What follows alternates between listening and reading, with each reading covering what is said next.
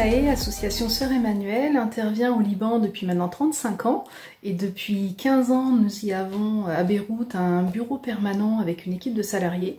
Et c'est cet ancrage local et au plus près des problématiques du pays qui nous a permis d'acquérir une connaissance et une expertise approfondie des enjeux et des problématiques liées à l'éducation et à la protection des enfants vulnérables au Liban, et en particulier une connaissance sur la situation des enfants vivant dans les camps de réfugiés. Et d'autre part, cet ancrage local nous a permis de nouer des relations très fortes avec les associations locales et des institutions du pays. Et plus récemment, nous avons étendu notre domaine d'intervention sur les grands ados et les jeunes adultes vers la voie de la mobilisation, la prise de parole, la participation et de l'insertion socio-professionnelle de ces jeunes.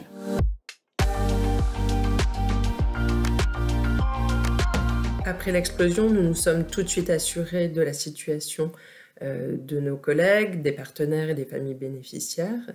Notre présence sur place nous a permis d'être très réactifs et rapidement nos collègues ont été sur le terrain à la rencontre des victimes, des organisations locales pour identifier les besoins.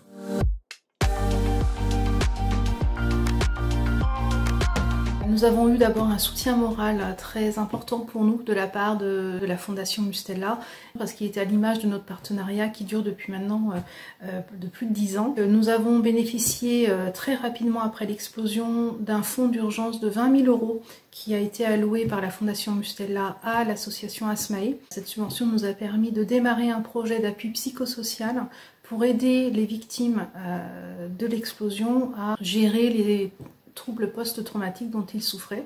Et donc ce projet consiste à accompagner 200 familles, donc des parents, des enfants, des adolescents, sur une durée de 3 mois pour leur faire bénéficier d'accompagnement avec des psychologues, des travailleurs sociaux, dans le cadre à la fois de séances individuelles, collectives, des séances de yoga, des séances d'art-thérapie pour aider les parents et pour aider les enfants à parler et à délier les langues.